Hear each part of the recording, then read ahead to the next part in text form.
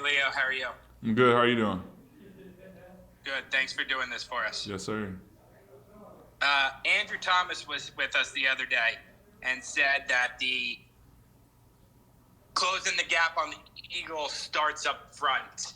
And I'm wondering on both sides of the line, because Philly with, the guys who battled for years, the Fletcher Cox, the Lane Johnsons, Brandon Grahams, have been there so long.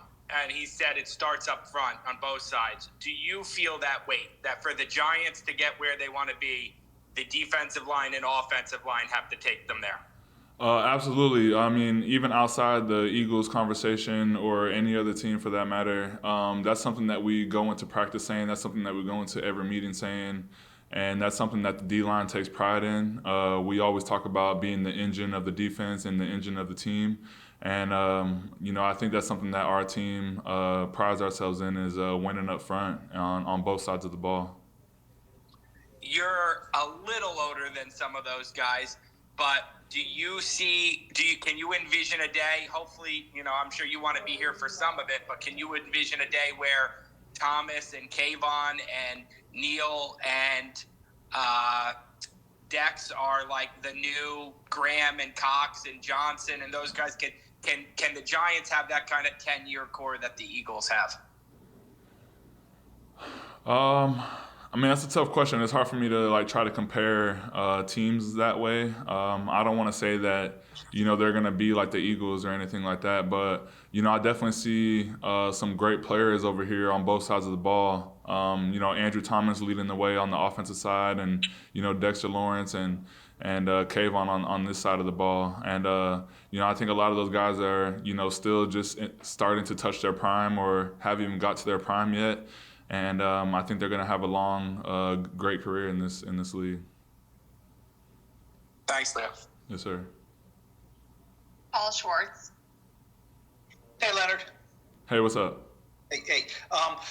As a guy who's been in the league for a while, and one of your main goals is stopping the run, having to deal with running backs. What do you make of this whole running back not getting paid situation that's going on here? And when you look at that position, do you say, man, I fear the running back or I fear the quarterback and the receiver? What's your take on all that?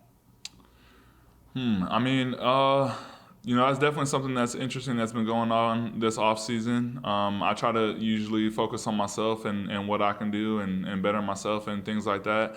But at the same time, I think it is unfortunate that that's the one position that seems to not be getting, the respect that they deserve. I think the having a running game definitely balances out the offense and makes D linemen have to play both things. If we just knew it was going to be pass every day, every play, it would be a different game. So I think that running backs definitely bring a lot of value to the offense.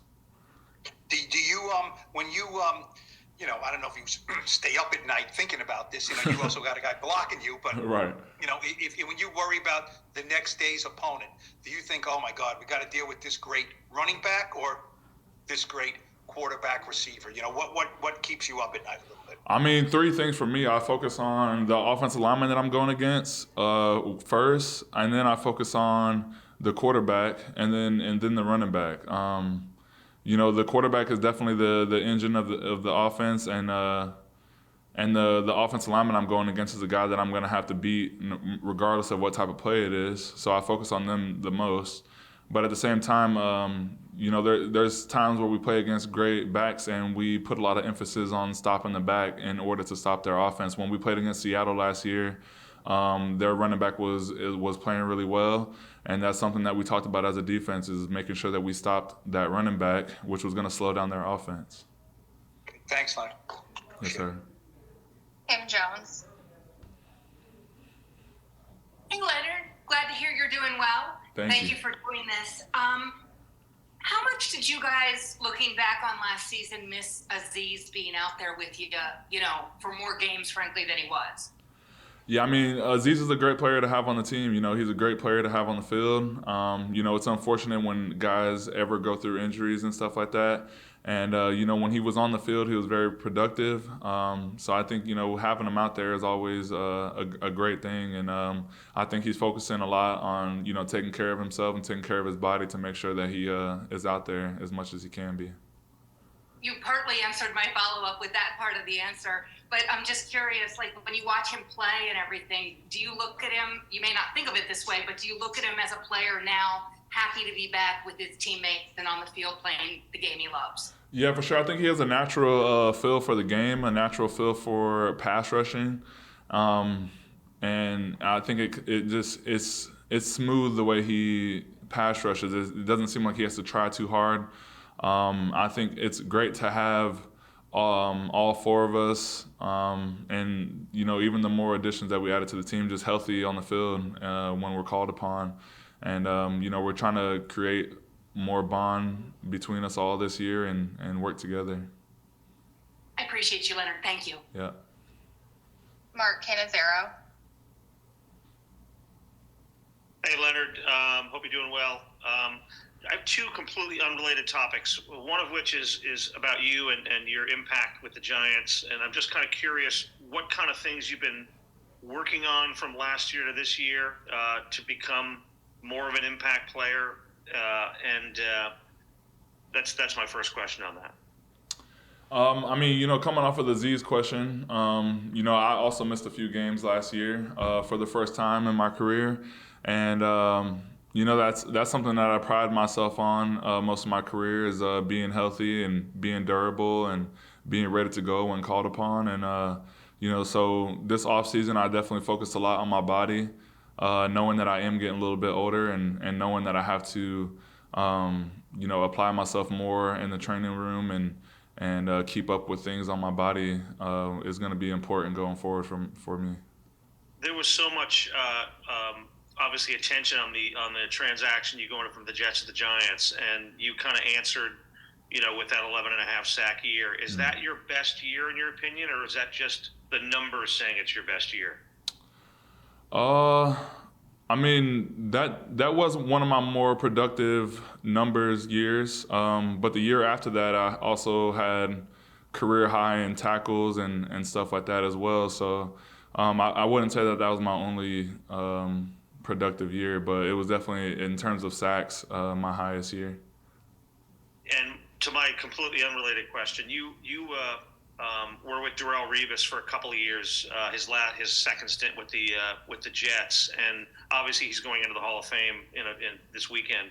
Can you tell me, in your opinion, what kind of player this guy was, what kind of teammate he was, and you know, and what your reaction is for him going to the Hall of Fame, guy you played with?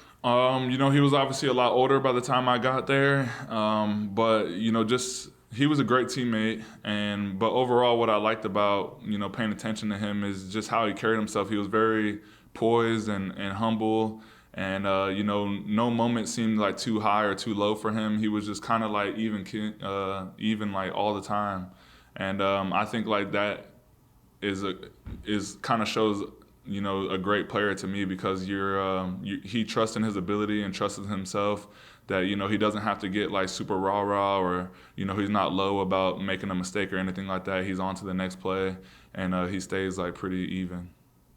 Did you see Hall of Fame coming for him when you were, even though it was late in his career, knowing what he accomplished?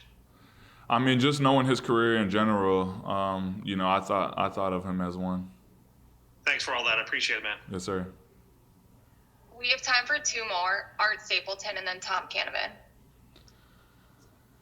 Hey, Leo, this is always the day when I guess camp really starts for the linemen, right? Pads go on. How has your perspective changed on this day? And, you know, how do you handle when the pads go on and what that's going to be like, you know, every year? I mean, I think that was a good question of how has my perspective changed, because I think it has changed a bit. You know, when I was younger and leading up into even just, you know, maybe a year or two ago, that first day of pads is like super rah-rah. Everybody's getting like super excited, like ready to run into each other again. But at the same time, you know, we've been working our technique and and taking care of each other as a team pretty well and competing pretty well so far that I don't want any of that stuff to go out the window now that pads are on and now just go full speed and lose technique and stuff like that just to make big hits. I think that's something that we've been focusing on as a team is not losing fundamentals and technique now that the pads are on and still taking care of each other because we're going to need everybody. Thanks, man. Yes, sir. Tom Canavan. Hey, Leo, since everybody's been ragging on you about your age, I'll ask about somebody older. So can you talk a little bit about what Nacho brings to the defense? And the other thing was, how good is it to see him back out there after the accident? I mean, it was great to see him back.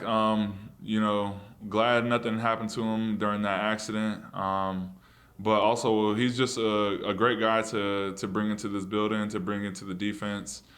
He has great energy, and so far he's been playing the run really well.